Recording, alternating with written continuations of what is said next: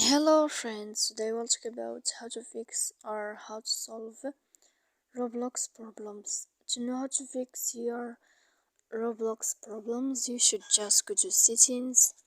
Here we click apps, default apps, app settings. When you'll find this page, you will enter to this window of Roblox.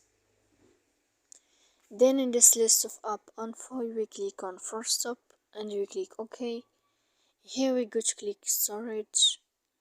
After that we click clear cache, and then on of all these steps then you can know how to fix Roblox access not loading on your phone.